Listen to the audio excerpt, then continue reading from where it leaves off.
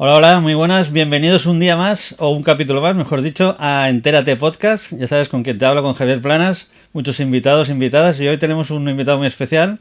Él viene desde Benicàssim, sería, desde Ruch, un sitio que ahora nos contará. Y él es fisio. Hoy vamos a tratar ese tema. Sé que algún día estaréis pensando en un masajito, pero no va por ahí. Bueno, lo dicho, hoy tenemos a Rubén, Rubén Mateu. ¿Qué tal, Rubén? Hola, buenas. Pues muy bien, encantado de estar aquí Aquí. contigo. Muy bien, muy bien. Hoy, bueno, hablaremos de muchas cosas, Sí, porque además tú has sido fisio de alguien muy importante, ¿no? El mundo del sí, deporte, sí, bueno, con alguien conocido a nivel conocido, deportivo. a nivel deportivo, claro. Sí. Muy bien, pues, bueno, la primera pregunta que les hago a todos, para la gente que no te conoce, ¿quién Sí. es Rubén? ¿Quién es Rubén Mateu? Pues Rubén es un chico de Benicàssim que trabaja como fisioterapeuta y osteópata y bueno, ha dedicado su vida al deporte, a la salud y bueno, y se han dado una serie de circunstancias que le han llevado a trabajar a nivel del deporte de élite. Y bueno, actualmente reside en Benicàssim O sea, y tú, lo que te dio la vocación a ser fisio, ¿qué fue? Pues fue principalmente que yo desde muy pequeño practiqué deporte, balonmano, y me gustaba mucho, iba encadenando un poco más de nivel, un poco más de nivel, y yo lo tuve muy claro desde bastante joven, que quería dedicarme al área de la salud y si pudiera ser al mundo del deporte. ¿Y cuáles fueron tus primeros pasos para eso, para llegar al deporte profesional? Pues lo primero que hice, justo, a ver, fue, sí, es que hace tantos años ya, Ah, yo acabé la carrera en el 2003 y ya de muchas cosas se me se olvidan. te olvida. Pero justo antes de acabar la carrera, como ya estaba relacionado con el balonmano, tuve la ocasión de conocer a los entrenadores de la selección valenciana, de ahí ya me metí en la selección como fisio, en categorías inferiores, y ahí ya se empezó a mover la bola. Y bueno, al acabar la carrera, pues ya empezó más directamente lo que era el deporte de alto nivel. Claro.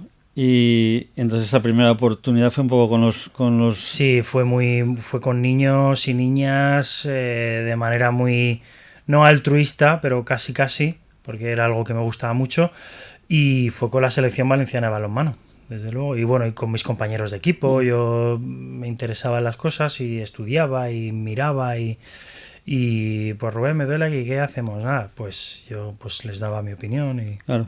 Eso era todo un poco alto rendimiento, ¿no? Que se dice. bueno, la selección valenciana a Es, estos niveles no es alto rendimiento, pero muchos jugadores de los que en ese momento estaban trabajando en la selección valenciana luego han llegado al alto rendimiento de claro. mayores. ¿Y qué paso das para llegar, digamos, a Serena Williams? Bueno, es una historia un Bueno, poco... que no lo habíamos dicho, la persona Ah, que acaba siendo su fisio es de Serena Williams, sí, la sí, tenista. sí. Pues lo que pasó, pasaron muchos años. Lo que pasó principalmente es que yo me fui a vivir al extranjero. Al acabar la carrera me especialicé, hice un máster en fisiodeportiva, conocí a una serie de personas, me dijeron que se iban a trabajar a Francia, yo soy bastante culo inquieto Y te gusta y moverte. me gusta mucho moverme y dije, bueno, yo también quiero probar esto. Me fui a Francia, allí empecé a trabajar en clínicas de fisioterapia, hospitales y demás. Y ya me surgió la oportunidad enviando currículums y un poco dando la brasa a la gente a las que le había enviado el currículum, Yo pienso que insistiendo. hay que ser un poco así. Si pruebas, al final alguna puerta se abre, ¿no? Sí, no, desde luego al final si te interesa algo yo tengo claro que debes insistir. Y si tiene que ser eso para ti, al Será, final ¿no? se hará. Y fue un poco eso, y ahí sí que empecé en el balonmano de élite, en Champions, campeonatos de liga, copa, muy alto nivel. Esto me duró alrededor de... Yo pasaba en Francia 13 años, más o menos, y me duró, pues no sé qué me duraría, 7 8 años, no recuerdo exactamente. ¿Y en Francia era selección francesa No, era o...? el equipo se llama Tremblay en France Handball. El símil en fútbol es Real Madrid PSG y Tremblay era el Atlético de Madrid. Ah, Son equipos de París eh, que viven muy cerca y habían equipos de primer nivel. Y metido ya en el deporte de élite, ya mi mujer y yo pues tuvimos nuestro primer hijo en Francia y ya nos decidimos volver porque pensábamos que no era a lo mejor la ciudad para él. para que creciera, familia, además. Claro. Y de vuelta aquí, pues es que fue un poco casualidad. Yo vi una oferta de trabajo de una escuela donde había trabajado como profesor en Francia.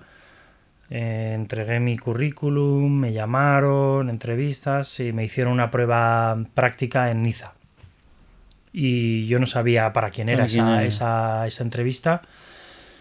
Pasé la entrevista en Niza y ya me enviaron a California a probar durante un mes. Oye, y cuando te mandan a California tampoco sabes aún. No sé quién es aún. Yo sé quién es cuando llego allí. Porque era todo muy secreto, porque no querían que se explicara o que yo pudiera contar a quien fuera la persona que estaba buscando un fisio. Y pues nada, estuve un mes allí, nos entendimos a nivel de trabajo, conocí a su familia allá y ya me dijo, pues venga, te quedas. ¿Y qué proceso un poco de selección hacen? O sea, para decir, este fisio de España o que está en Francia tal, es bueno que venga aquí. Primero, lo que tenían muy claro, y eso me lo explicaron, es que no querían a nadie que conociera a nadie del círculo de trabajo de Serena. Ni que fuera amigo del entrenador, ni conocido de los fisios que habían trabajado anteriormente, ni del médico, ni... O sea, querían una persona un poco externa, exterior, claro. Sin vínculos con las personas que ya estuvieran en ese círculo de Serena. Y yo no conocía a nadie. Claro. O sea, tú venías de aquí, yo venía de aquí y no conocía a nadie. Sí que había hasta en Francia, pero no conocía ni al entrenador, ni a los fisios que habían, ni nada por el estilo. Y esa fue una de las razones. Que era externo, les gustó mi currículum, tenía experiencia ya en el balonmano, era osteópata, bueno, soy osteópata, terapia manual, deporte, y bueno, empezó un poco así. Ya, antes de seguir, ¿puedes explicar un poco la diferencia entre osteópata y...? Bueno, fisioterapeuta al final es una carrera que se realiza en las universidades y lo que trabajamos son las alteraciones musculoesqueléticas principalmente, de manera muy focalizada. Nos enseñan a trabajar sobre el foco del problema. La osteopatía trabaja también alteraciones musculoesqueléticas, también abarca viscerales, abarca una serie metabólicas, una serie de alteraciones de manera mucho más compleja y globalizada, intentando no solo ir al foco de lo que está el problema, sino ver un poco qué es lo que está generando ese problema de manera más global. Como un poco el entorno, ¿no? Exacto, intentando estudiar o ver cómo están los demás sistemas para saber si esos sistemas están alterados y están provocando ese problema. Claro, ya no solo ayudar a mejorarlo, sino ver de dónde viene la raíz, ¿no? Exactamente. Muy bien. Bueno, volviendo al tema de Serena Williams, sí. ¿Cómo fue el primer encuentro con ella? Pues la verdad fue de risa. Estábamos en California, estaba en California yo solo, me mandan allí, pasé 2 o 3 días que estaba en el hotel y nadie me daba respuestas de vida. ¿Solo? Sí, ahí ya fui yo solo. 2 o 3 días que nadie me daba señales de vida. Y bueno, y una de las asistentas de Serena pues me contacta: Rubén, hoy necesitamos que vengas para tratar a Serena. Vale, dame la dirección, tal. Yo tenía un coche, me habían cogido un coche de alquiler, me movía por allí y nada, asistí allí, era Beverly Hills, el famoso Beverly Hills de Will Smith. ¿No? Y nada, llegué allí, la conocí, pues hola, encantado, soy Rubén, yo con mi inglés que era bastante malo. Y nada, en el salón le pregunté ¿dónde está la camilla? Y me dijo, no tengo camilla. ¿Y tú la has traído? Tampoco. Y tampoco, nada. Entonces, pues nada, nos pusimos en la mesa del salón a trabajar. Y ese fue mi primer tratamiento, en la mesa del salón de su casa. Tenías que poner unas sábanas. Sí, pusimos unas sábanas y ya está, unas toallas y en la mesa del comedor fue. Oye, ¿y sería problemas que tenía al jugar a tenis y todo sí, esto? Nada, al principio principalmente lo que ya quería era ver cómo me desenvolvía mi como era el trato manual, un poco, ¿no? el trato, sí, al principio es un poco, al principio te testa, es un test que dura un par de semanas y si no encajamos, pues ya te dice, pues mira, vete. Claro. Y si no, pues continuamos, que fue el caso. fue el caso, por suerte. Sí. Y eso, y en su equipo tal, como por ejemplo, claro, tú llegas, no conoces a nadie, No. ¿cómo compartís información? Y Pues, a ver, allí estaba el entrenador, que es francés. Bueno, era francés, bueno, sigue siendo francés, pero ahora ya no tiene ese entrenador. Y yo hablaba con él en francés. Cuando estaba allá adelante hablábamos en inglés. Allí en aquel momento había un preparador físico que también era francés, con el que me llevaba muy bien. Y luego todo el resto de equipo, asistentes, médicos, cocineros, bueno, todo el séquito que... Claro, ya llevará un buen equipo, sí, ¿no? Digamos. Sí, todo el equipo de habla inglesa. Y bueno, yo siempre tenía mucho más relación con entrenador, preparador físico. Y mi idioma, mi lengua vehicular era el francés. El francés. Claro, después de tantos años claro, también. Yo hablo bastante bien el francés, en mi caso. Y con Serena pues en inglés, y de vez en cuando pues la coña de venga, vamos a hablar español, o ella también habla un poco de francés. Claro, así os ibais compartiendo la información de lo que fuera, ¿no? De todo tipo, sí. Y cuando había un entrenamiento, ahí, ¿qué cambiaba? O sea, ¿cómo era ese día? Vale, pues nosotros, por ejemplo... O sea, entrenamiento sin competición, sino sin competición. Entrenar se entrenaba de lunes a domingo. O sea, allí a tope, ¿no? Sí, allí no habían días libres. Muy pocos días libres habían. El procedimiento era, se envía un mensaje la noche anterior, al día siguiente a las 6 de la mañana en las pistas de entrenamiento, y todo el equipo vamos a las pistas de entrenamiento. Claro que ahí, perdón que te interrumpa. Sí. Ahí es todo más como más madrugar, más todo, sí, ¿no? Porque es otro estilo de vida. Nuestra base está en Miami. Y en Miami, a partir de las 11 de la mañana, la humedad te tumba. Entonces entrenábamos muy, muy pronto. Claro. Para poder soportar la humedad que hay allí. Que no era tan... Y a las 6 de la mañana pues ya era de día. Entonces pues nada, a las 6 de la mañana en las pistas. Y nada, ¿cómo estás? Bien, ¿necesitas algo? No, me tengo un poco cargado esto, hazme un vendaje de tal. Y preparábamos un poco la sesión de entrenamiento técnica. Luego de esa sesión de tenis, cuando se acababa, nos íbamos al gimnasio y se trabajaba la parte física. Cuando se acababa la parte física, yo quedaba con ella. ¿A qué hora nos vemos? A tal hora. Y yo iba a su casa y trabajamos la parte más fisioterapia, osteopatía o lo que fuera necesario. ¿Y alguna vez tú pensabas que a lo mejor era más aconsejable descansar un día o algo? Muchas veces, ¿no? Sí, porque claro, veces, tanto de lunes a domingo. Es que en el deporte de élite se presentan muchos problemas, y es que el entrenador quiere llegar normalmente a unos objetivos, y esos objetivos para cumplirlos son muy altos, y en muchas ocasiones la carga a la cual se le somete a este deportista necesita una serie de momentos de recuperación que muchas veces no se respetan. Claro, porque de un día para otro, ¿no? Claro. Entonces, había muchas veces que sí que se aconsejaba parar, pero al final la decisión final la tiene el entrenador. Pero realmente no parar le favorecía, o a lo mejor ellos querían favorecerse y era peor. Saber si favorece o no favorece solo se sabe cuando el cuerpo se ha lesionado o con el resultado. Entonces, si no se ha lesionado, a mí el entrenador me dice, ¿ves cómo no había que parar? Pero si se lesiona, ¿qué? Claro, si se lesiona, pues entonces ahí está el conflicto entre entrenador, fisioterapeuta, cuerpo de preparación, la preparación física. Entonces, es cuando trabajas en deporte de élite, en equipo individual, eso es lo que más problemas pueden generar entre cuerpo técnico y cuerpo... Hay muchas opiniones. Exactamente. ¿No? Hay unos objetivos que para los entrenadores son los de rendir al máximo, ganar y hacer el mejor de los papeles, el partido o lo que sea, y para el cuerpo médico es supervisar que ese deportista esté en las mejores condiciones físico-médicas para no generar lesiones. Claro. Entonces ahí Ahí- es muy complicado, ¿eh? No, porque tú estás pensando, va ganando 5-2 y tú estás pensando que no se rompa. Exactamente, así es. Sí, Exactamente, así es. Claro. En esos momentos yo estoy a mí me da igual si El resultado. no, el golpe que está dando. Ya. Yo lo que quiero es que sus apoyos sean los correctos para que no se le vaya el tobillo y se tuerza el tobillo Claro. y tenga que dejar el partido.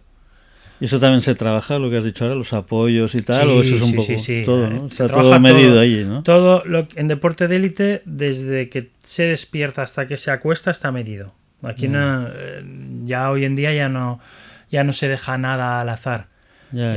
Se sabe lo que se desayuna, lo que se come, lo que se cena, lo que se almuerza, lo que la merienda, Incluso las horas de dormir y todo. la suplementación, las horas de dormir, si tiene que tener su sesión de psicólogo, Lo que sea. su momento de recuperación en cámaras hiperbáricas, todo Lo que sea, está ¿no? súper medido y súper Incluso si tiene que controlado. tener una hora de rato libre, lo que sea, Por ¿no? supuesto, todo.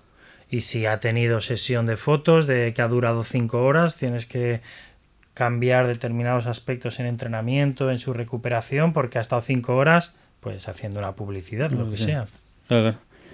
Y nosotros aquí en este podcast que hemos hablado bastante de tema nutrición, suplementación, ¿recuerdas algún suplemento o algo que se tomara ella?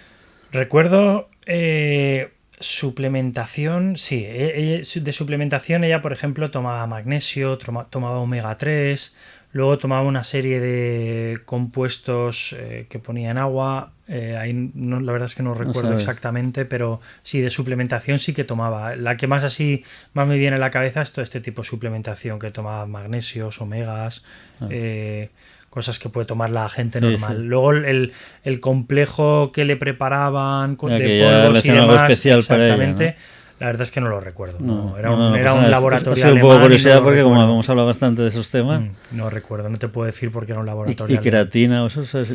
Creatina ella no tomaba. no tomaba. No. Ella tomaba proteínas, recuperadores, pero creatina justamente ella no tomaba. Y recuperadores que son Bueno, tipo vitaminas. o algo así, aminoácidos, ¿no? sí, tipo esto.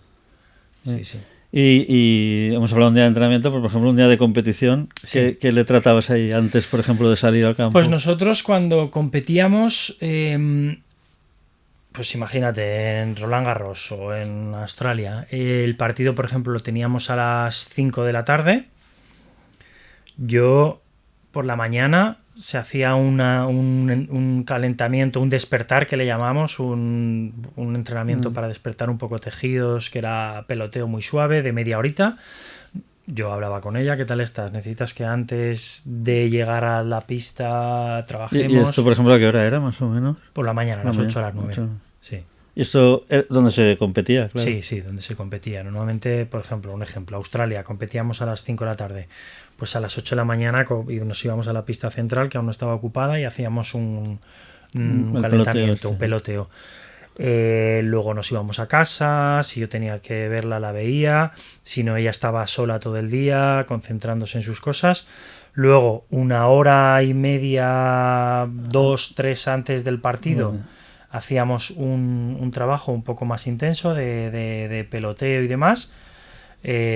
Trabajo físico de preparación, de gomas, elásticos, para trabajar los puntos más específicos a nivel corporal, y ya nos íbamos a prepararla en cuanto a vendajes, masaje precompetición, lo que necesitara.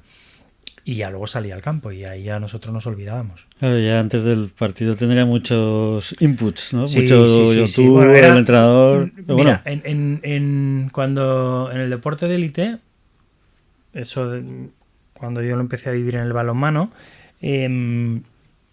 cuando se suceden los momentos antes de un partido, cada deportista tiene su forma de concentrarse. claro. Hay algunos que directamente agachan la cabeza durante 2 horas y ni te hablan, y ni les puedes hablar. Otros que prefieren ponerse música a tope y ponerse a bailar. Otros, en el caso de Serena, ella se metía en su burbuja y no le podías hablar, o lo mínimo posible, lo mínimo estrictamente necesario. Claro. Es que eso que cuento lo he visto ahora con la selección española. Que yo sé, Cucurella hacía no sé qué, el otro... Claro, sí, que notabas que cada uno pues necesita su Y realmente lo bueno es que se respeta todo eso. Si Sí, tú sí, entras sí. al concentrado, te dejo en paz. No, Exactamente. no está el típico que... Exactamente. Ahí esos momentos cada uno tiene su forma. En el caso de Serena, tenía esta manera, era pues pensar en todas las cosas que tenía que pensar y estar en sus cosas. Y luego, bueno, un poco estaba el partido, luego Sí. venía el después. Sí. E incluso también notabas esa tensión de ser un Roland Garros, de tal, que en ella le pasaba un poco de factura, por decirlo así. Sí, dependía mucho del resultado. Claro, si ganabas, más Claro. felicidad, ¿no? Más... Nosotros siempre que acababa un partido era ir al gimnasio y hacer 30 minutos de bici. Siempre. Acabas el partido y 30 minutos de bicicleta. Y luego, durante ese momento de bicicleta, tomaba una serie de productos que se le suministraban. Y si había ganado, se podía hablar, charlar, pues risas, lo típico después de la victoria. Y si no, lógicamente, pues allí nadie respiraba. Ya estaba todo más serio, Se ¿no? hacía lo mismo, pero sin respirar. Ya. Todo el mundo pues se mantenía un poco en su rol, lado, ¿no? en su rol. Cuando a mí me tocaba actuar, pues la cogía y hacía movilización, estiramiento, lo que correspondiera. Y normalmente esa noche, si había perdido, no trabajaba con ella, porque no estaba el ambiente para eso. Claro. Si se ganaba, sí que trabajaba. Y de normal en estas competiciones, si se pierde, ¿te vas a casa? O sea, Sí. Bueno, depende, si está en dobles o dobles mixtos, no. Pero claro, ella nunca jugaba en dobles, siempre trabajaba en individual. ¿Y con su hermana has coincidido? Sí, con su hermana. Yo empecé con Serena y a Serena pues nos entendimos bien. Y a los 3 meses de estar con Serena, su hermana me preguntó si también quería trabajar con ella. Y empecé con las dos. Y ahí trabajé con las dos durante muchos años. Bien. Ya hubo un momento que a Serena le dije, oye, yo con las dos no puedo porque Claro. es mucho tiempo, mucho desgaste y no estoy ni bien con una ni bien con otra. Y a lo mejor te tenías que dividir mucho. Exacto. Yo, por ejemplo, en la final de Australia que ganó Serena, que llegó a jugar contra su hermana, yo no pude sentarme en ninguno de los... Claro, porque además de los boxes. Eran rivales, claro, ¿no? eran rivales. En la final ninguno de los boxes de o Serena o de Venus me pusieron en medio. Allí, para estar con las dos, digamos. bueno, para que ninguna de las dos se molestara por que, estar en el box de una estoy a o en favor el de box. Serena, ¿no? Por Exacto. ejemplo. Y ahí me pusieron en el medio de los dos boxes. Claro. Y luego, pues, cuando ya Serena se quedó embarazada, yo me quedé con Venus. Allí jugamos la final contra Muguruza en Wimbledon. Y luego ya volvió Serena, yo me centré más con Serena, compartía con Venus. Y ya hubo un momento que le dije a Serena, No puede ser. no puede ser. Mucho desgaste. Claro. Y eso te iba a decir un poco, ¿cómo vives tú también las experiencias de ir a un Roland Garros, de ir a un campeonato así? Pues, incluso ya no como fisio, sino como persona. A ver, yo sinceramente el tenis yo lo había practicado de niño, pero no era un deporte que me... Bueno, me gusta, pero no era el deporte de mis sueños. El number one, ¿no? Exacto. Como experiencia de estar en este tipo de ambientes, pues inolvidable y súper emocionante y piensas en qué bonito es todo. Claro. Al final es un trabajo y vas allá a trabajar, pero pero estás... sí, es un ambiente muy bonito, muy bonito en el sentido de la experiencia, Sí. No en el sentido profesional. En el sentido profesional es duro, es ¿no? muy diferente.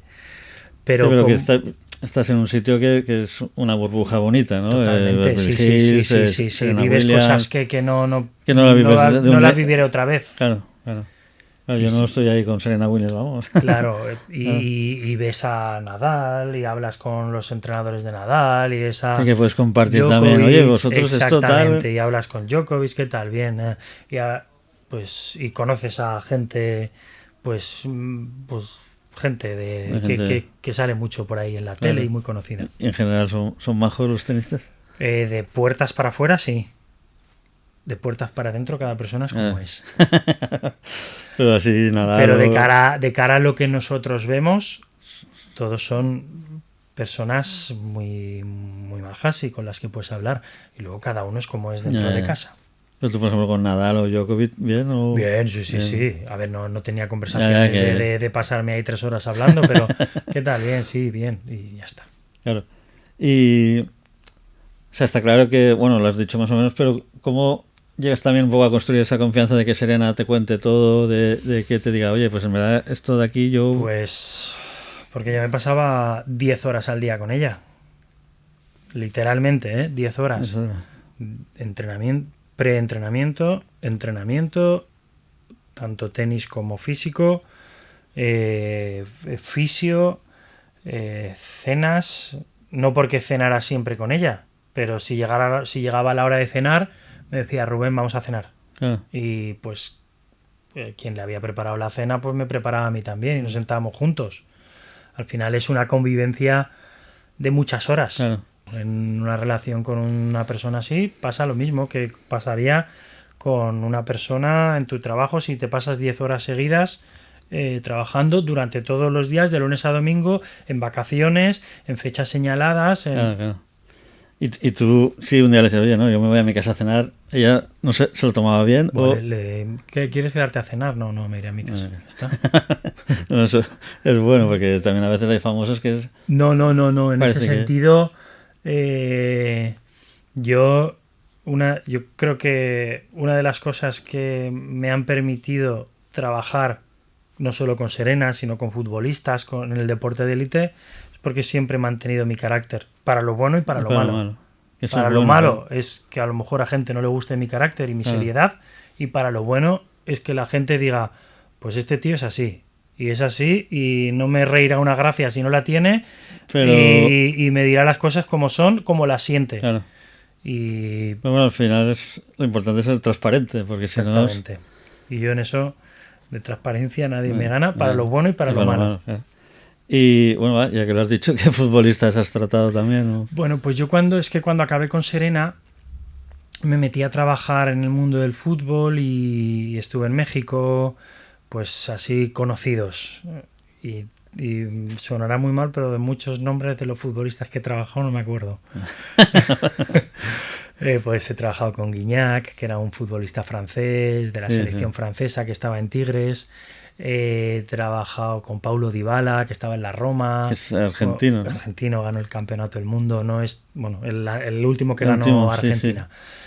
Sí. Piero Hincapié, Excel Palacios. He trabajado con Pap Gate del Villarreal. He trabajado con muchos. Claro, es que una vez te metes, estás sí, ahí, ¿no? bueno, estás ahí, vas de un lado para otro, conoces a una gente, trabajas, estás a gusto, no estás a gusto, el propio jugador, si estás a gusto, continúas, si no, que me ha pasado muchas veces. Claro, es un poco lo de antes, ¿no? Si el testean jugador un poco, ¿no? y yo no nos entendemos, a mí se me nota, el jugador dirá, oye, yo no lo quiero ver más. Claro. Y me ha pasado.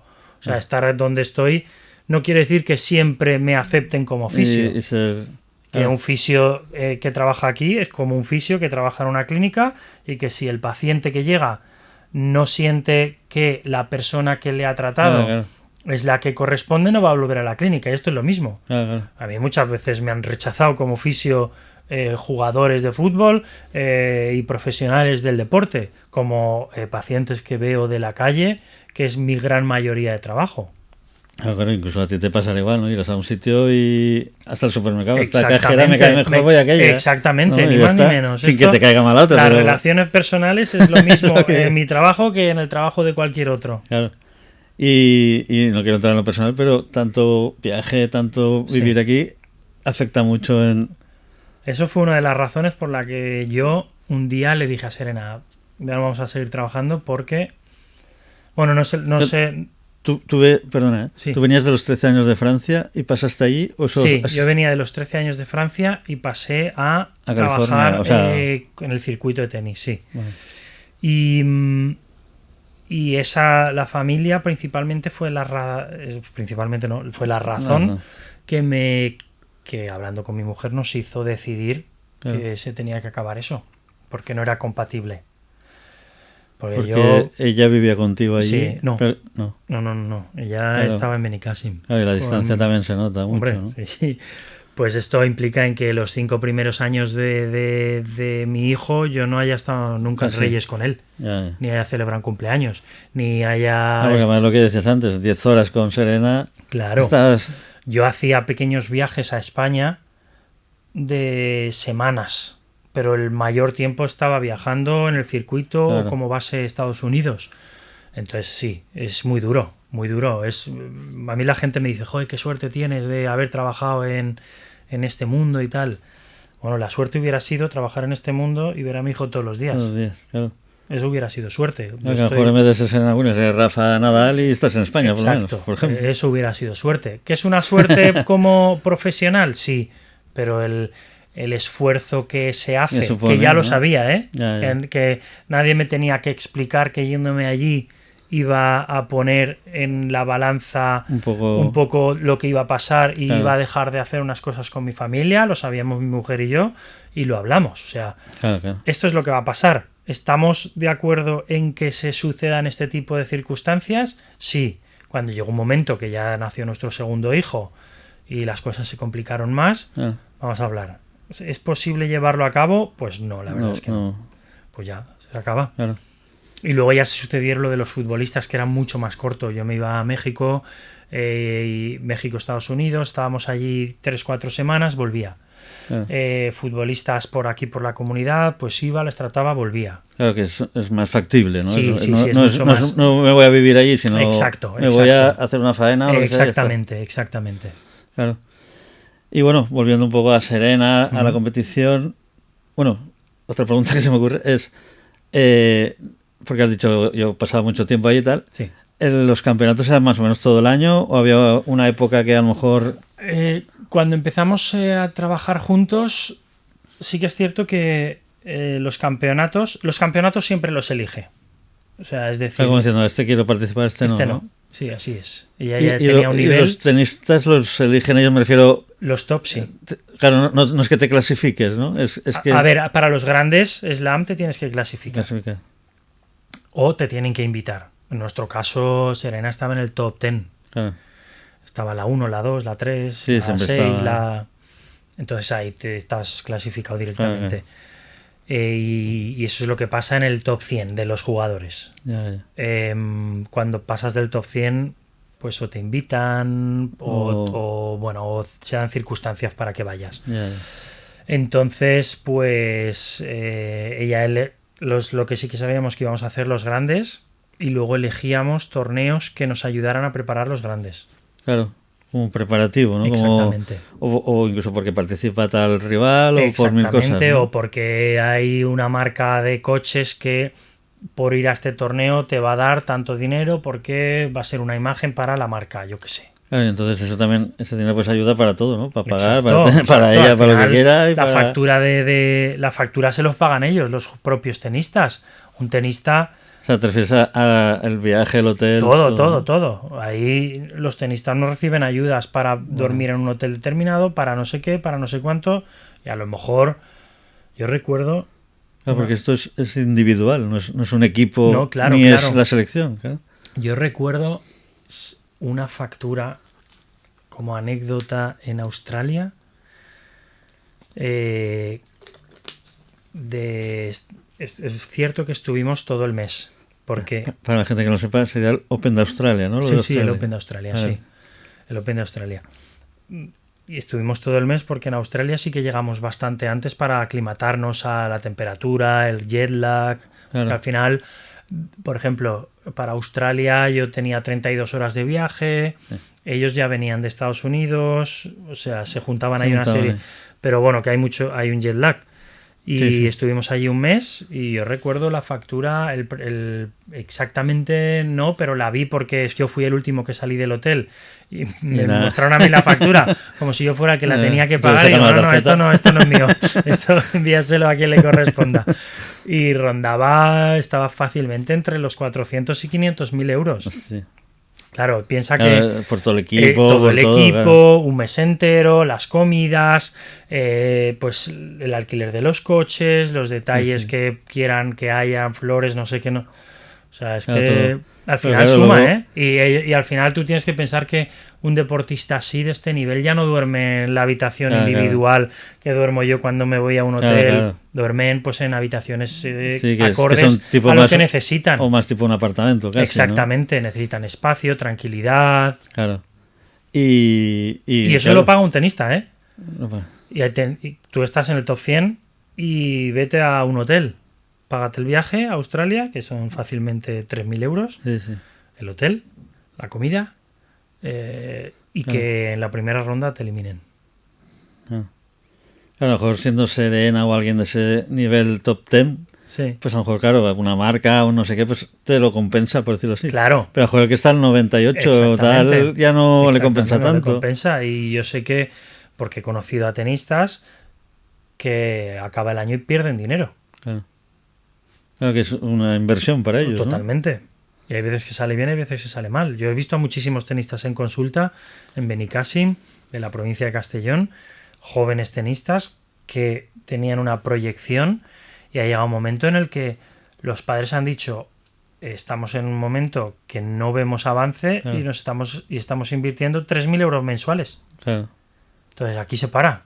Y Claro, no tenemos una máquina, ¿no? Que saca exacto, dinero. no hay familias que sí se lo pueden permitir por las circunstancias que sean, pero el tenis es así. Claro. Claro, ahí si triunfas bien, si no, pues Exactamente. llega un momento que Ahí tienes que decir que stop. hay un stop. Sí, claro. sí. Y volviendo un poco a Serena, hablamos de 10 horas, competiciones, viajes, Sí. Mucho equipo. Sí. ¿Cómo ves tú la mentalidad de alguien así, de alguien de alto rendimiento, de élite, que debe tener una mentalidad fuerte, ¿no? Vale. Como todo, cada persona Es un mundo. es ¿no? un mundo. Hay gente que a nivel mental es súper fuerte. Te podría poner el ejemplo de Nadal. Creo que es el ejemplo de fortaleza mental a unos niveles asombrosos. ¿Lo sabes más por lo que ves en la tele o Bueno, también porque has hablado por la con él? Y vivencia por... de verlo por allí, de ver partidos que he visto. La suerte que teníamos es que yo podía ver partidos de gente. Claro. Y su carácter, su forma de ser. Cuéntanos un poco por qué lo dices. Sí. Sí, no, por eso, por la forma en la que se prepara para los partidos, cuando lo ves desde fuera. Ya sabes que de cómo transcurren los partidos, de que cuando hay un momento de bajón y parece que vaya a echar el partido por la borda, pues sigue ahí y tiene esa fortaleza que al final está muy presente en los deportes individuales, a lo mejor menos en los deportes de equipo, porque sabes que si yo ya no depende de ti, aunque yo sea muy fuerte, si tú eres más débil, por decirlo así, ¿no? Exactamente, si yo fallo en ese momento, tú compensas mi fallo, o puedes compensar tú o mis compañeros. En un deporte individual, la parte mental forma a lo mejor el 70% de un partido. Claro. Y en ese caso Nadal yo creo que lo tenía muy trabajado y era muy fuerte, por lo que veíamos. Serena también, muy muy fuerte. Piensa que de los grandes tenistas y chicos y chicas, Nadal, Djokovic, Federer y todos los que me pueda olvidar, y de mujeres Serena, Steffi Graf y grandes tenistas que me pueda olvidar, mujeres. Si no tienes una mente preparada para eso, es no que puede ser, no puedes. Porque momentos en el partido de dudas y de momentos en los que el partido no va como tú quieres y pierdes 3 juegos seguidos, existen. Claro. Y ahí es donde se ve un jugador que mentalmente está preparado para asumir para eso. Aguantar todo eso. Claro, a mí una vez me dijeron, porque lo típico que alguna vez, eso que te cuesta dormir, y me dijeron, haz como Nadal, que cuando te acuestes y te ves que no puedes dormir, no empieces, hoy no duermo, hoy no sé qué, sino ya verás como el resultado final, ¿no? Un poco lo que hace él. Sí. Que si va perdiendo 3-0, oye, me queda partido, Exacto. yo sigo, no digo, hostia, 3-0, ahora me hará el cuarto, sino eso estar un poco, seguir y a ver qué pasa. Eso, desde luego, es clave para este tipo de deportistas que trabajan, y ya no solo en el tenis, te digo general, tenis, ¿no? como cualquier otro deporte individual. Claro. Sí, incluso los ciclistas y todo esto, ¿no? Que Joder, también si un van ahí ciclista agotados. Cuando está ahí. agotado subiendo el Tourmalet tiene que se rendirse, deprime, ¿no? pues deja la bicicleta y me quedo aquí en la taxi, cuneta y espero a que me recojan. Claro. O sea que sí. Sí. Y en equipo a lo mejor eso se ve menos. Porque al Claro, final porque lo que tú dices, estás yo apoyado por chuto a 7, puerta 6, o lo que sea, claro. me la quitan, pero el otro la roba otra vez y ya estamos otra vez ahí, ¿no? Que no quita su mérito, el deporte de equipo. No, está claro, está claro. Pero esa parte mental en el deporte individual es muy fuerte. O incluso el que es más fuerte puede fastidiarla, a él le da igual. No le da importancia, pero a lo mejor otro dice, hostia, no sé qué. O sea, también Claro, otro puede ser más negativo, exactamente, ¿no? Ya no depende todo de... Exactamente. Y bueno, y vosotros también mentalmente, pero no es lo mismo, ¿no? O sea, que es decir, no competís, no tal. No tiene nada que ver. Pero bueno, también es estar muchas horas. Sí, nosotros a lo mejor es más... a ver, cuando hablamos de deporte de élite, se muestra lo que se quiere mostrar. Ya. Yo estoy contando lo Claro. que puedo contar. No, está claro. Entonces se muestra y de puertas para adentro cambia mucho lo que es el deporte de élite. El deporte de élite se muestra a nivel de público general como algo súper bonito, Claro. súper emocionante, éxitos y lágrimas, como un poco VIP, ¿no? También. Derrotas pero con apoyo de todo el mundo. Ya. O sea, se muestra una imagen idílica de lo que es el deporte. El deporte en sí es muy diferente a lo que vemos. Claro. De puertas para adentro, en nuestro caso, entrenador, preparador, pues tienes que torear determinadas situaciones que no son cómodas. Claro, como un poco lo que decías antes de ha perdido, pues todo más serio, todo más... Enfados, vamos a entrecomillar caprichos, Ya. situaciones incómodas, conversaciones muy incómodas,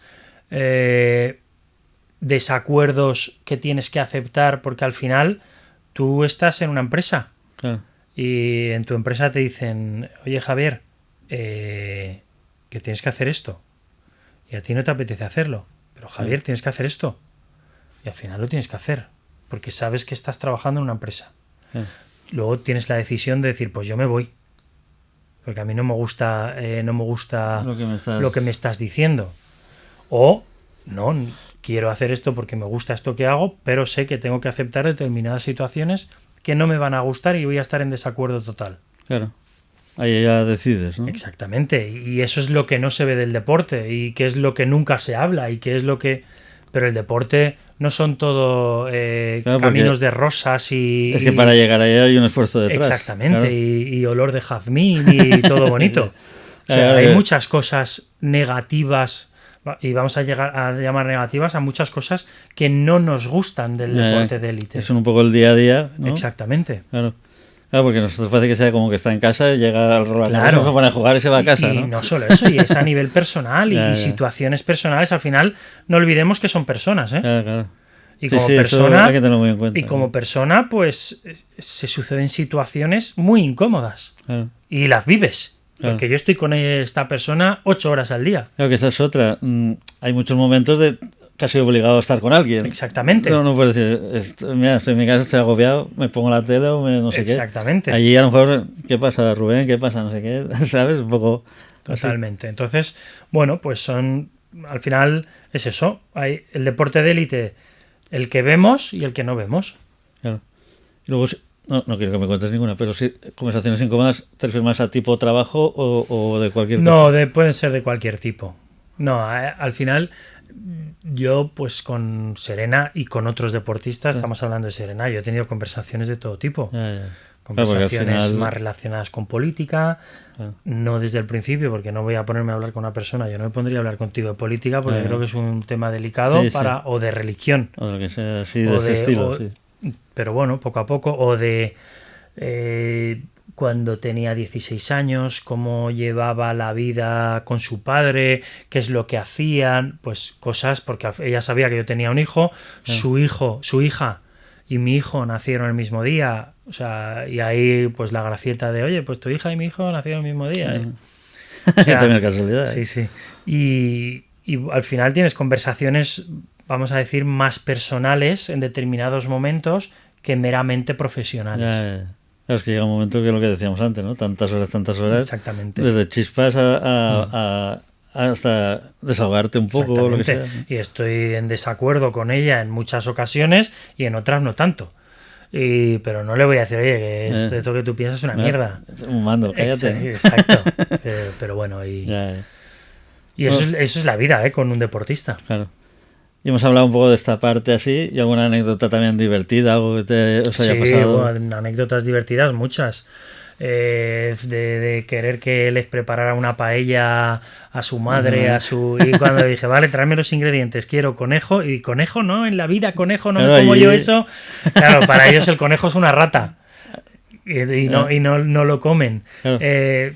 Anécdotas de esas. Pero es más porque es una rata más que porque sea un animal doméstico, ¿no? No, por la relación roedor, que tiene de roedor. Sí. Ay, maldito roedor. Sí. Entonces, bueno, anécdotas de este tipo y bailar bailar latino, no sé, pues chorrada, está un poco clichés que sí, momentos divertidos que también hay, ¿no? Sí, claro. Sí. Pero sí, al final muchos momentos divertidos y compartimos muchas comidas con su familia y conversaciones y anécdotas de España. Pues a mí me gusta España y va a una churrería en Madrid y te cuentan cosas. Claro, porque han estado en todas partes. Sí, al final se han recorrido. Y cuando también van a una gran ciudad, o sea, a una competición tal, ellos salen del hotel, van poco, es difícil, muy ¿no? Poco. Bueno, claro, también están en la competición, están concentrados. Sí, están concentrados, pero no salen por lo que implica salir y que les reconozcan. Claro. Sí, porque a Serena Williams claro, se hace un jaleo ahí, ¿no? Yo, no recuerdo muchas salidas con ella por la calle paseando, pero sí en algunas ocasiones de que al final hemos vuelto pues porque es incómodo. Ese es otro punto negativo de ser un deportista de élite, pienso yo. Sí, o de famoso o muy famoso en general, ¿no? A lo mejor si eres un poco famoso te reconoce a alguien, pero lo tuvo algunas fotos y ya está.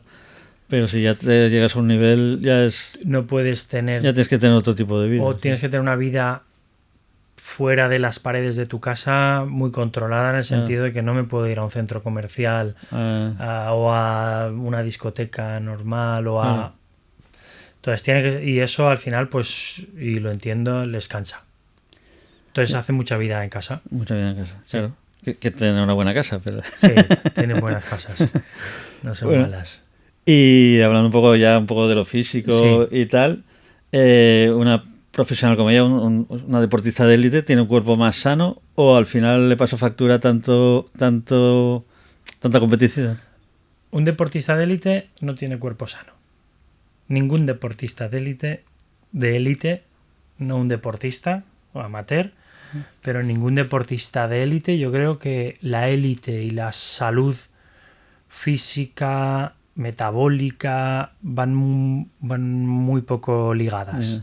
¿Pero hablaríamos de una salud en general o más a tema huesos? En general me refiero un poco a sistema musculoesquelético, exposición de diferentes sistemas como visceral a los esfuerzos que se genera cuando compites y entrenas, a sistemas bioquímicos del cuerpo que pueden alterarse por diferentes esfuerzos. Incluso cosas de sangre, ¿no? Total, claro.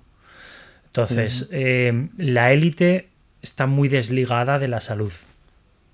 A partir de que ponemos el nombre de élite a un deportista, la salud empieza a deteriorarse. ¿Pero tienen como un riesgo de salud o es que a la larga se debilita, digamos? Bueno, lo que hacen es exponer a los diferentes sistemas del cuerpo a tanto estrés que estos sistemas se van debilitando progresivamente. Muy al tope, ¿no? Muy al tope, no, al límite. Al límite. Constantemente al límite. Aquí no vas con bromas. Aquí, si tú quieres llegar a ser top, tienes que hacer más que lo que está haciendo el que está delante o detrás de ti. Claro, para mantenerte ahí o superarle o lo que sea.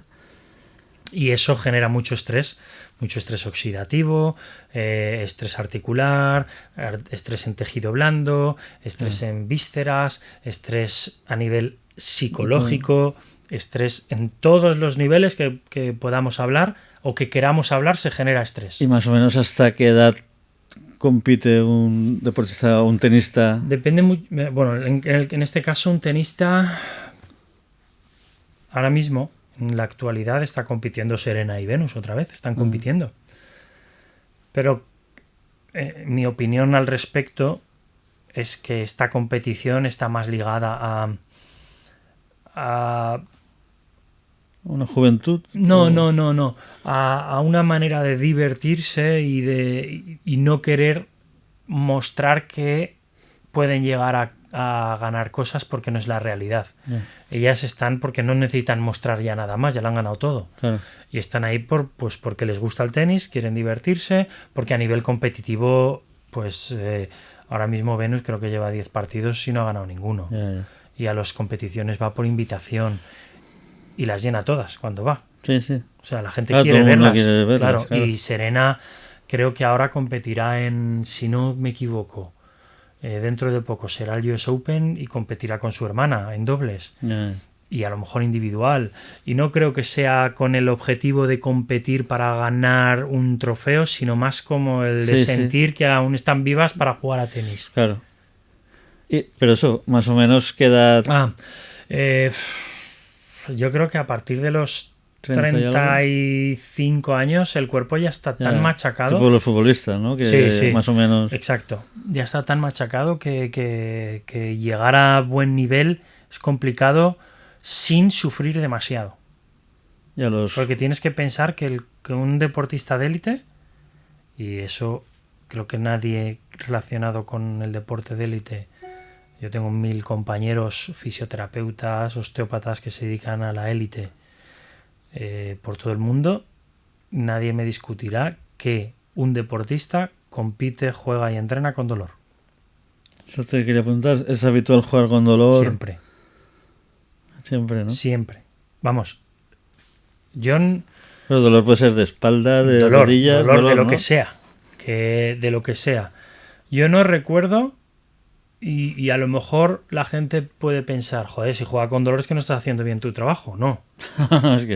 es que estamos llegando al límite con los tejidos de lo que sea, y el tejido, cuando se llega a un estrés tan alto, responde enviando informaciones al cerebro que se traducen en dolor. Y yo no creo, y esto creo que ya lo dijo alguna vez Nadal en alguna entrevista, que él dijo... Yo no recuerdo el día que competí, entrené o jugué sin dolor. Sí, eso me ha parecido oírlo, sí. Y es una realidad. ¿no? Es una realidad. Yo trabajo en la consulta con atletas del playas, vienen deportistas que tienen un nivel importante y me lo dicen. Es que yo no hay día que, si no es una cosa es otra, que entrene y me surja una molestia, un dolor ¿y ahora por qué esto? Si ayer no me dolía, ¿por qué hoy sí? Hoy sí, ¿no? Y eso es lo que acompaña a un deportista, ¿eh? Ya.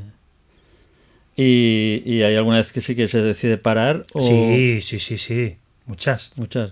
Cuando ya la integridad física ya está en muchos riesgos. Poco, ¿no? Y en nuestro caso, Serena pues tenía problemillas en la rodilla y debíamos parar de vez en cuando. De hecho, el último torneo que hizo Serena fue Wimbledon. Este año jugó Wimbledon en individual. Jugó un partido y se tuvo que... Bueno, y perdió. Y luego tenía partido de dobles, no sé si con su hermana o con otra jugadora, y tuvo que abandonar porque se tuvo un problema en la rodilla. Sí, no, es muchas veces. Muchas veces, ¿no? Eso sucede a menudo. Y luego... Menos cuando eres más joven y más cuando vas cumpliendo años. Claro, porque todo acompaña, ¿no? Exacto. Y en estos niveles también, porque yo también incluso lo veo en futbolistas, ¿no? Que se lesionan y a la semana están corriendo o incluso los operan y parece... A mí me operan y tengo que estar de baja 2 años. Claro. Eso te parece un poco... este tipo de profesionales, junto con vosotros, también hace que la recuperación sea más o sea, que se avance, por decirlo así. El hecho de trabajar tantas horas con el deportista cuando tiene una lesión, sí que es cierto que podemos ayudar a que metabólicamente los tejidos o que ese tejido lesionado o ese conjunto de tejidos lesionados tenga una recuperación más rápida o de mejor calidad.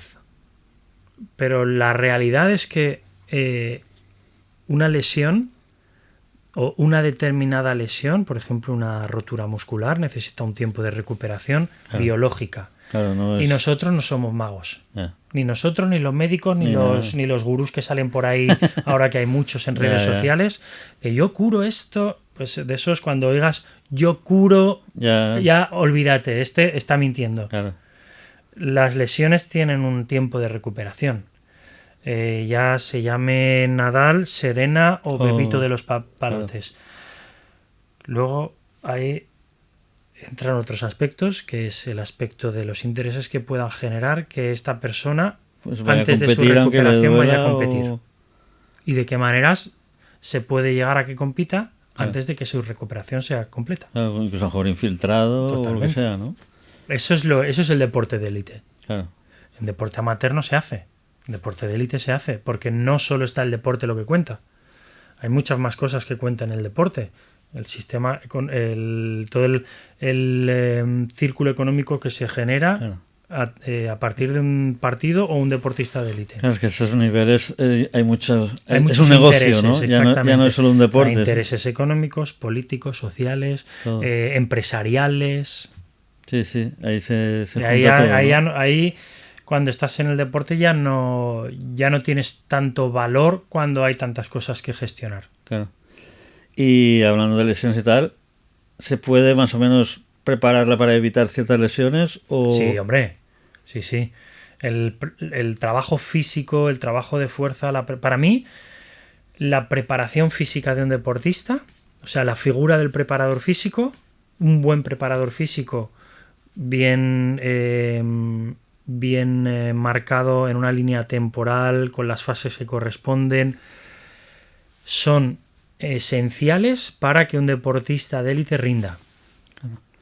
Sin el preparador, la figura del preparador físico es vital. Vital. Claro, porque, bueno, lo que tú dices, desde que se despierta hasta que se acuesta está todo medido. Sí. Y esta sería una de las más importantes. Para mí, de las más importantes que hay. Claro. Y eso, has dicho ahora, por ejemplo, yo curo tal. ¿Hay algún mito también sobre el deporte de alto rendimiento que quieras un poco desmontar? Un listado, ¿no? ¿Algún mito? No, bueno, para mí el mayor mito es lo de deporte de alto rendimiento, salud, que es mentira. Mentira. De hecho, lo acabo de decir. Sí. A mí lo más curioso es que también te trastoque el tema sangre, tema todo. Sí, bueno, hay muchos cambios a muchos niveles. Hay que ir controlando continuamente analíticas para ver si los niveles están desequilibrados. Sí, la salud. Y en esos casos pues les darán medicina o suplementos. Suplementación sí. Claro que lo que dices antes, esos preparados a posta, exacto, todo eso. Sí. Ahora hay mucho avance a nivel de estudio genético para ver qué es lo que más se adapta a esa persona en cuanto a alimentación, suplementación. Se hace un estudio genético muy profundo. Y eso ayuda mucho para llegar a las necesidades de la persona, del deportista en este caso. Bueno, pues el tema de deporte de élite de Serena Williams está muy interesante. No sé si quieres añadir algo más. No, yo creo que he dicho he desvelado muchas cosas. Podríamos extendernos aquí horas y horas hablando. Sí, no, la verdad es que llevamos ratillos, pero está interesante. Sí, podríamos extendernos mucho tiempo de lo que es el deporte, las relaciones con los diferentes profesionales, pero creo que hemos conseguido, enfocarlo, entre comillas, destapar la realidad de lo que es deporte de élite, lo que pensamos y lo que es la realidad, sin desvelar grandes cosas que a lo mejor no se pueden desvelar. No, y sobre todo en los temas interesantes de cómo el cuerpo, de que se suplementan, de un poco la gente del día a día que también pues va a un gimnasio y también dice, hostia, pues yo también tomo suplemento, yo también. Exacto. ¿No? También hemos enfocado un poco a... Sí, de hecho, estamos viendo mucho en consulta. Nosotros en nuestro centro, en Ruch, tenemos una parte médica que es nutrición, fisioterapia, osteopatía. Ahora tenemos un proyecto muy chulo en Benicàssim que vamos a meter médicos. Sí, que Ruch está en Benicàssim. Y en Villarreal. Sí. Que es un centro de... Sí, es un centro multidisciplinar de salud y deporte. Sí, se llama Ruch Center y yo tengo un amigo que luego me dice, pregúntale esto, que además lo conoces, Amador se llama. Amador. De Yerrúsculo. ¿Está en Villarreal?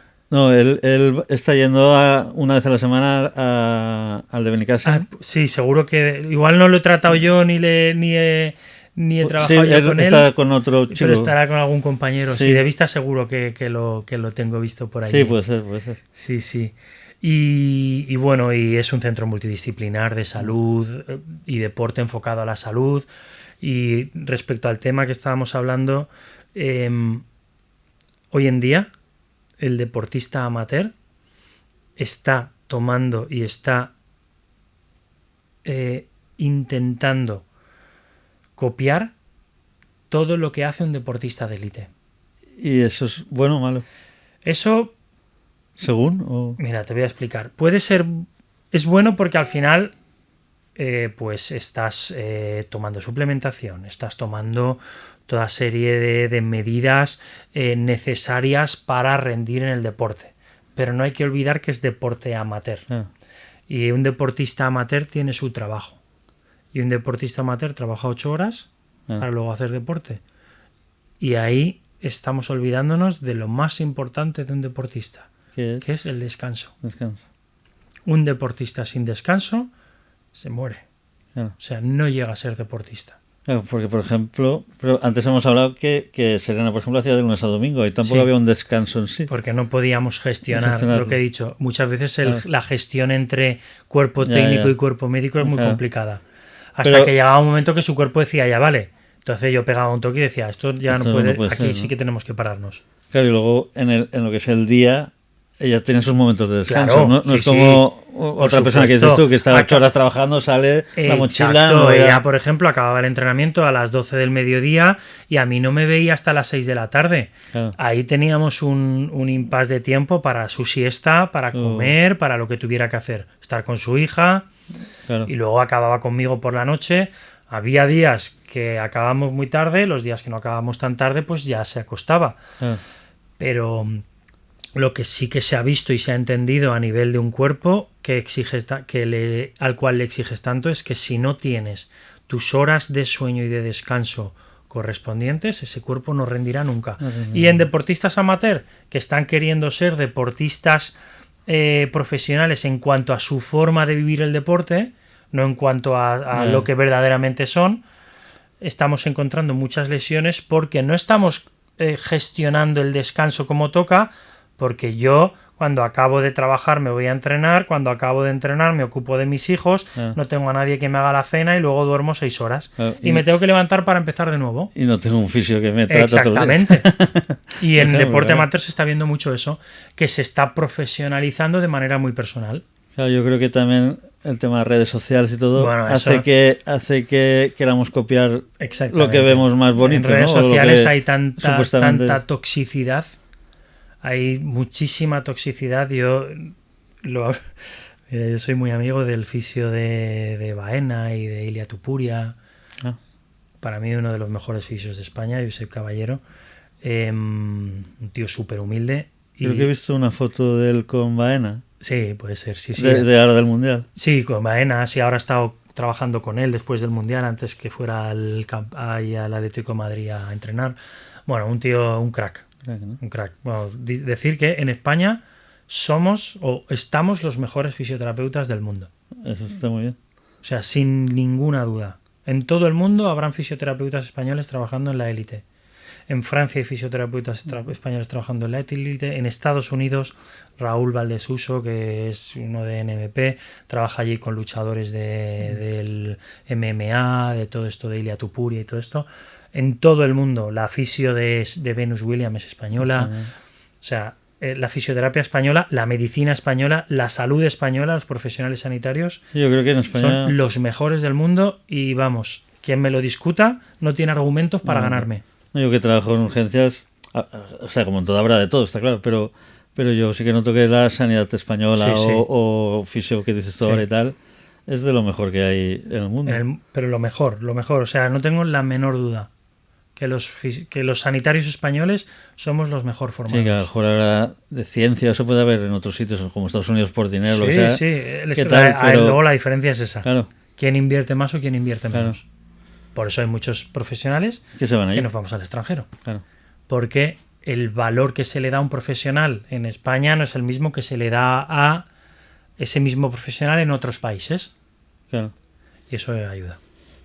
Pues mira, te voy a lanzar la pregunta de mi amigo y él dice que cuando le duele el cuello tal, porque te quería hacer una pregunta sobre las contracturas y tal, él dice, ¿por qué vamos al fisio y en vez de un masaje nos ponen a hacer ejercicios? Vale.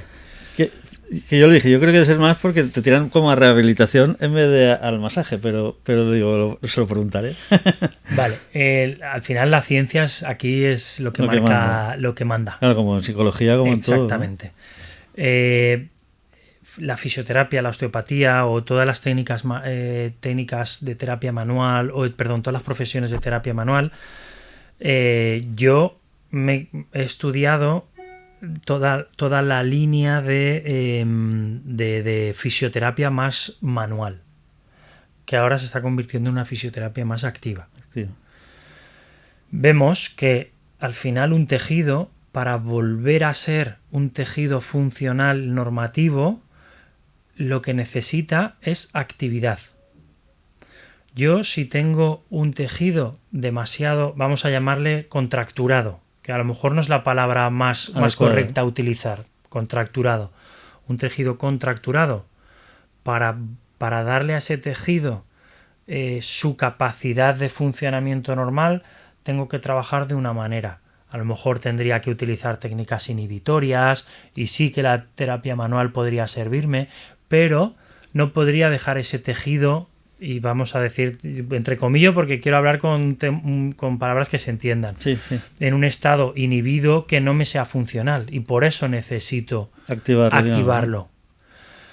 Y yo soy de la idea de que buscar un extremo no es bueno, buscar el otro tampoco, y tenemos que llegar, y con la experiencia eso nos lo da, y con los estudios, de que todo en su justa medida es lo correcto. Claro. Yo no soy un kamikaze del movimiento, es decir, no a todos mis pacientes les pongo directamente a hacer movimiento. Claro, porque ojo, si no puedo mover el cuello necesita un masaje primero. O movilizar suave, o hacer técnicas invasivas, ecoguiadas, o hacer determinadas cosas para luego poder activarlo. Yo soy de los que pienso que si somos capaces de utilizar todo lo que tenemos en nuestras manos para llegar a la mejor versión, hay que hacerlo. Y solo con los que a lo mejor, que en redes sociales hay mucho, pues yo solo hago esta técnica y curo todas las enfermedades del mundo. Olvídate. O yo solo hago esto porque todo lo demás es basura. Olvídate. Es imposible. Es imposible. Claro. Si no sería todo... Si no, todo el mundo haría lo mismo. Exactamente. ¿No? Entonces, trabajamos mucho activamente porque vemos que es muy necesario.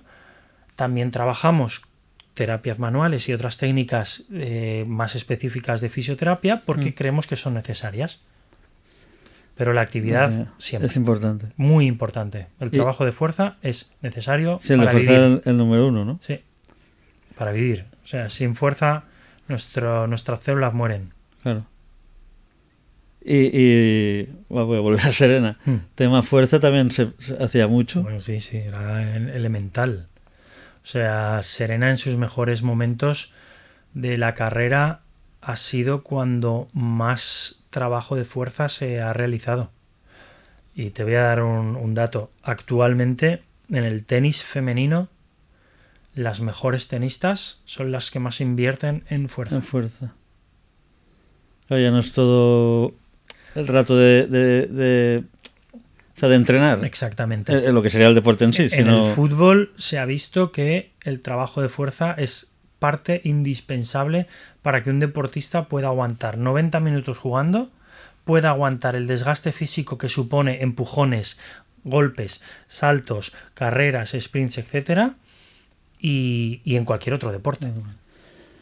Y es mejor el específico de fuerza, o sea, que es el que vas al gimnasio, coges unas pesas, mueves una máquina, o tipo funcional, que se dice ahora. Eso, lo de mover máquinas, eso en el deporte de élite ya no existe, apenas. ¿No? Es más funcional. Es funcional, sí. Al final, lo que se hace en el deporte, o se debería hacer en el deporte de élite se hace, y se debería hacer en todos los deportes, ya aunque no sean de élite, es adaptar mi trabajo de fuerza a los movimientos que voy a repetir como en mi práctica deportiva. O mi práctica deportiva. Exacto. Que en Ruch hacéis Hacemos funcional, entrenamiento funcional. Nosotros no nos basamos en ningún deporte, porque excepto si vienen deportistas que vienen jugadoras tal, ¿no? de baloncesto profesionales, de fútbol, y ahí nos adaptamos a esa especificidad. Claro. Pero si no, gente normal si que me venga, apunto yo mañana, pues... trabajaremos en general con entrenamiento funcional. Claro. La fuerza mediante entrenamiento funcional. Nosotros no tenemos máquinas guiadas donde levanto en un rango que a lo mejor para mí no es el que me corresponde, porque yo haciendo esto en una máquina me molesta el hombro. Entonces yo tengo que adaptar una actividad de manera funcional a tus capacidades. Estoy yendo unas semanas a un gimnasio más del otro estilo, el primero que he dicho, y había un ejercicio de piernas que era tipo sentadillas con peso y tal. Sí. Y yo ahí me mareaba de todo. Y digo, pero yo creo que este no se está adaptando Luego, a mí. Y llevando poco, además. Esto no quiere decir que los gimnasios de máquinas guiadas estén mal, ¿eh? No. Claro. Que nadie me malentienda. No, que también se tienen que hacer. La base de la fuerza se tiene que trabajar. Pero como entrenamiento de fuerza en cuanto al deporte de élite, se adapta mucho a las necesidades que esa práctica deportiva necesite. Claro. Pues está muy bien. ¿Y tema estiramientos y todo eso? Pues yo no hacía nunca. No. Y con Serena tampoco, entonces. A Serena le gustaba mucho. ¿Sí? Cuando me lo pedía yo remugaba un poco, pero se lo hacía. ¿Y por qué no te gusta? A ver, ¿O qué ventajas y desventajas tiene? No te lo sabría decir. Porque con los estiramientos hay mucha controversia y hay tantas teorías como años en la ¿estiramientos Tierra. Antes o después de...? Tampoco te lo podría decir, yo te diré mi opinión. Dame la tuya. Hay algunos estiramientos, hay algunos estudios y yo soy de la opinión de que cuando hacemos un estiramiento de intensidad, como conocemos el estiramiento de mantener una postura durante segundos largos, llegando a una tensión de tejidos y mantenemos un minuto, eso se debería hacer previo y no cercano a una actividad física. O sea, previo y no cercano es como... 2 días antes, Bueno. Un día antes ya no estaría tan de acuerdo. ¿Por qué? Porque yo cuando genero un estiramiento durante un tiempo alargado, un minuto y medio en una postura. La idea sería que tenemos como un músculo que sea un poco atrofiado y estiramos un poco para que al momento de tal como que lo calientas, ¿no? Sería la idea. Sería la idea, pero es una idea errónea. Errónea, ¿no? Un estiramiento genera más bien una inhibición. Cuando yo inhibo y quiero darle una señal a mi tejido para que responda a una carrera rápida, a un golpe rápido, ese tejido no va a responder con la calidad, velocidad y con la respuesta que yo le estoy pidiendo, porque está inhibido, porque la señal la hemos disminuido. Claro, al estirarlo ha perdido señal. Por Exactamente, así por decirlo rápido, ha perdido esa capacidad de respuesta rápida. Entonces, el estiramiento lo tenemos que entender como algo para mejorar la movilidad. Si lo entendemos como algo para mejorar la movilidad, perfecto. Y se deberían modificar de manera para que no se vieran afectadas otras funciones en el caso de que quisiéramos solicitarle esas funciones. Por eso, si a mí me preguntan, ¿hago estiramientos? Yo digo, haz movimientos balísticos, que son movimientos en los que metemos tensión y quitamos tensión a una parte de nuestro cuerpo sin llegar a inhibir ese tejido para buscar una respuesta. Lo que estamos haciendo es darle una señal de activación, estiramiento, relajación, estiramiento, relajación. Como que lo muevas, ¿no? Exactamente. Más o menos. Vale. Y bueno, se ha alargado, pero... No sé cuánto tiempo llevamos. Pues más de 1 hora, pero o sea, para mí es muy interesante. Perfecto, todo lo que estamos... Sí. Te quería decir... ¿también hay algún tipo de mito en la fisioterapia o que la gente también crea mucho, que sé, pues enseguida hay que ir al fisio o... Bueno, mitos hay muchos, sí. Mitos hay muchos y ahora en redes sociales hay muchísimos sobre lo que es la fisioterapia y la osteopatía o la quiropraxia, de recolocar huesos al sitio, crujidos de cuellos, de articulaciones y... que generan cambios asombrosos y maravillosos, esos son mitos que no vamos a cambiar nunca, a no ser que hagamos una educación sanitaria, que a mí me da mucha rabia porque pueden ser muy peligrosos si se hacen por los profesionales que no corresponde. Y sobre todo en partes del cuerpo que creo que son sagradas, como es un cuello que no habría que manipular, que no habría que... Estarías más en contra, entre comillas, del típico crujido. No estoy en contra porque yo lo hago, porque soy osteópata. Pero cuando toca, ¿no? Pero cuando toca y no como una... Y no cuando llegas, toma, ya está. Exacto, no como una técnica para llamar la atención o querer asombrar a la persona que tienes tumbada. Yo hace muchos, te hablo de 20 años o más, sí que fui a una enseguida, me crujía, y ahora voy a un chico que se llama José, que creo que también te conoce. José, que también es osteópata. En Castellón. Estaba en Castellón, ahora creo que por tema de que trabaja en sanidad, creo que está aquí en Mislata, algo de eso. Pues seguro que lo conozco, sí, pero... Sí, él le he dicho que venías y me ha dicho, sí, Rubén, tal. Seguro que sí. Y eso, pero él, por ejemplo, sí, él trata más masaje, Sí. O sea, noto que sabe lo que hace. Sí. O sea, al final en sanidad somos privilegiados porque tenemos la mejor sanidad, yo pienso, del mundo, pero está muy poco controlada. Entonces, cualquier persona puede pasarse por un pseudosanitario. Que se aprende 4 cosas y se pone una bata y se pone... Ya está, exactamente. ¿no? O se saca un titulito de algo, exactamente, y ese es el gran problema de esta parte más terapéutica sanitaria que hay en España. Claro. O más controlado que tú dices, o a la vez también que superamos todo más. Oye, este título no es para que me hagas esto. Exactamente, o que la persona... La educación que tú has dicho exactamente, sanitaria. Porque los riesgos, el riesgo-beneficio... Cuando te encuentras a una persona así, que es mucho mayor en cuanto a riesgo que en cuanto a beneficio. Claro. Y a la hora de ¿voy o no voy al fisio? ¿Cuándo dirías? Yo siempre lo digo. Yo cuando yo hago una consulta y la persona sale de la camilla, se levanta y me dice, ¿qué vengo cada semana para verte? ¿No? Y yo digo, no. Tú tienes que venir cuando lo necesites. Claro. A mí generar una dependencia... A mí es el error más grande y es algo que se hace mucho por el tema económico. Claro. Generar una dependencia con tu paciente, verlo cada semana, por si acaso es el mayor error y el peor favor que le puedes hacer a la persona.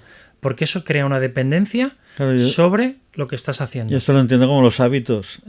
Que puedes un día decirle, no, esto no, pero... enseñarle a los hábitos para que no tenga que ir al fisio, por decirlo así, ¿no? Exactamente. Sería un poco... Nosotros trabajamos mucho mostrando ejercicios, enviando ejercicios para que la persona los trabaje como algo rutinario en su día a día y que no se repitan o que se repitan en la menor medida posible esas dolencias, alteraciones por las que nos está viniendo a ver.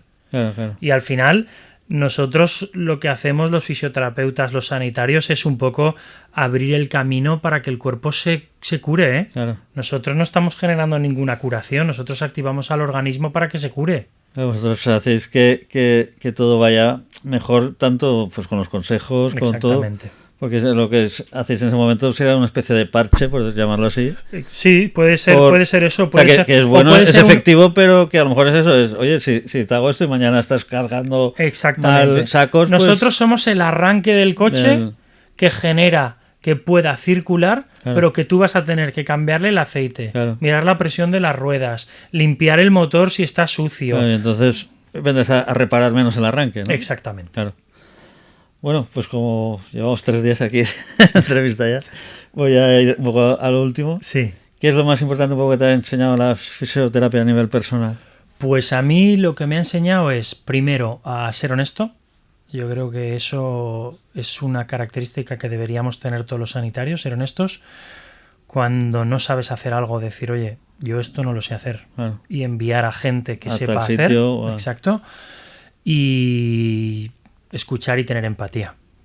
La fisioterapia la sanidad o los profesionales sanitarios debemos escuchar y tener empatía. Y creo que por la situación de listas de espera que hay ahora mismo en sanidad, esa parte se ha perdido muchísimo. Mucho, ¿no? Los médicos, los fisioterapeutas, muchas veces no tenemos o creemos que no tenemos tiempo para escuchar y tener empatía con la persona. Al final, una persona que viene a vernos viene con un problema. Claro. También a veces se desahoga, ¿no? Exacto, Digamos. muchísimas veces. Claro. Y debemos aprender a escuchar. Yo he pasado muchas sesiones solo hablando con la persona, sin que me explicara cuál era su problema físico. Sí. Pero me ha contado muchos más problemas. Claro, que es que llega un momento que casi desahogándote y tal, sales más relajado, ¿no? Y sale... Y entonces creo que la fisioterapia me ha enseñado eso. Ser honesto, principalmente, y sobre todo escuchar y ser empático. Claro, aquí ha pasado alguna nutricionista, alguna doctora, y al final dicen, a veces hay gente que los manda al psicólogo, o los mando porque es lo yo más... muchas veces no sé, y le digo, mira, yo voy a intentar ayudarte aquí, pero creo que deberías empezar. Psicólogos, hoy está a la orden del día, y creo que son unos profesionales que nos ayudan mucho en nuestro día a día. Te orientan, ¿no? Para dónde de tirar también. Sí. Y bueno, ahora... En el punto que estás ahora, ¿hacia dónde quieres que vaya tu carrera? ¿Algún objetivo por cumplir? Pues mi objetivo ahora mismo es que el proyecto que tenemos entre manos, que es un proyectazo en Benicàssim, un nuevo proyecto... ¿Se puede contar algo? Sí, es un... sí, de paso... Bueno, tenemos varios proyectos. El que está acabándose ahora es un local de 500 metros, donde vamos a trabajar el entrenamiento funcional, la readaptación, vamos a tener un espacio médico o de salud donde habrán médicos, fisioterapeutas, osteópatas, nutricionistas en Benicàssim, que creo que hace falta eso en Benicàssim. Por otra parte, tenemos un proyecto que lo voy a desvelar aquí, que mi socio igual me mata cuando lo escuche.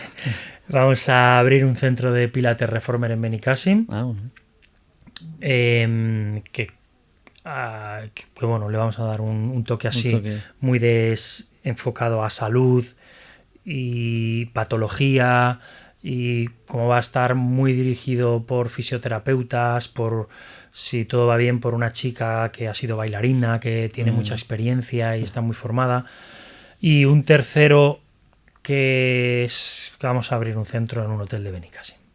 Muy bien. Eso está genial. Ya no puedo seguir. Ahí no puedo. ¿Te va a bloquear tu socio? Sí. Me va a bloquear mi socio, va a decir, pero tú estás tonto. Sí. Y esos son los proyectos que tenemos. Aparte de eso, justamente hace 2 días nosotros tuvimos la oportunidad de poder abrir un negocio en Kuwait, y me han vuelto a llamar ahora de Kuwait para poder a lo mejor trabajar en Kuwait como fisioterapeuta, no a tiempo completo. Claro, como hemos dicho antes, ¿no? Exacto, vas, vienes, así puedes compaginar. Pero eso está muy verde, porque justamente ayer lo hablaba con la persona y le digo, déjame que acabe estos proyectos unas semanas y me pongo a pensar de qué manera se puede trabajar. Y eso es mi futuro presente. Y a los estudiantes o alguien que también quiera llegar donde tú, a alto rendimiento, ¿qué consejo le daría? Pues lo primero, que no se crean que el deporte de élite es un camino de rosas.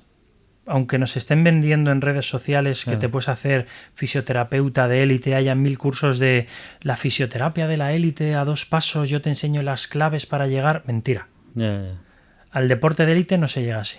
Al deporte de élite se llega teniendo suerte de poder meter la cabeza en un momento dado, demostrar que tienes valía, formándote muchísimo. Yo tengo 47 años y no he parado de formarme aún. Constantemente, año tras año, invierto dinero en la formación, y eso al final se nota, se nota, y yo estoy muy lejos de ser el mejor fisio, muy lejos. Hay miles de fisios muchísimo mejores que yo. Yo aprendo de muchos fisios, por ejemplo de Josep, el que hablaba antes. Para mí este tío, yo aprendo mucho de él, aprendo muchísimo de muchísimos fisios. O sea, estoy muy lejos de ser un buen fisio. Eso es bueno también, lo que te he dicho, ser honesto y decir, oye, esto no lo sé bien, lo quiero aprender, tal, no ir de figura, por decirlo así. Exacto, y sobre todo saber que si verdaderamente tú quieres llegar al deporte de élite, vas a tener que hacer una serie de esfuerzos que en ningún otro campo de la fisioterapia tendrás que hacer.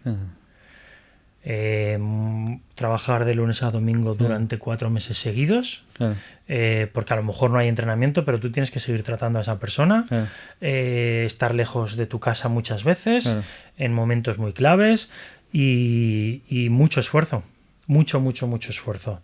Hablamos de que estamos en la élite con gente que es élite y que necesitan el máximo de todo De lo que le todo. rodea, Claro.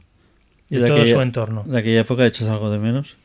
De la época de Serena y todo. Echo de menos, pues si te soy sincero, mira, lo único que me ha quedado como espinita que ayer justamente lo hablaba con unos chicos que les dije mi mujer les dijo que iba a venir aquí a hacer un podcast y demás, es no haber estado en unas Olimpiadas. Esa es mi espinita. Teníamos chulo, ¿no? que ir a las Olimpiadas de Japón, pero fue la pandemia y se truncó todo. Vaya. Y esa es la espina que me queda. Echo de menos el no haber podido ir a unas Olimpiadas. Bueno, pues hasta aquí un poco la entrevista, pero si Muy quieres bien. decir algo más a la gente, de que un Pues, consejo más o alguna bueno, cosa, el o consejo hacer publicidad, es que- tus redes, lo que quieras. No, publicidad no. Ya he explicado lo que es Roots, Ya. que es un centro que verá la luz en breve en Benicàssim, muy bonito. Esperemos que estemos a la altura de lo que queremos estar. Y a la gente nada, que disfrute el verano, que ¿no? sean felices y que sean buenas personas, que es lo que tenemos que ser. Bueno, pues un placer haberte tenido aquí, Nada, Rubén. El placer ha sido mío de poder contar un poco mi experiencia. He hecho muchas entrevistas, la verdad, desde que trabajo con Serena, pero ninguna así contando de esta manera tan coloquial A mí me gusta que me digas eso, porque ha habido otras personas que también han venido y dicen, no, pero contigo ha sido como más, como que estáis a gusto. Entonces, Sí, yo sí me he desfogado. Sí. Me he desfogado. Y eso se agradece porque al final das una visión verdadera de lo que dentro de lo que se puede decir, de lo que has vivido. De lo y que tal, he ¿no? vivido. Muy bien. Bueno, pues nada, lo dicho, un capítulo más. Espero que os suscribáis, deis a la campanita y nada, hasta la próxima. Y bueno, y no sé cuándo me veréis, pero feliz verano. Pero bueno, el que me vea en enero, pues que lo pase bien. Bueno, lo dicho, Entérate Podcast con Javier Planas. Hasta la próxima. Chao, chao. Venga, hasta luego.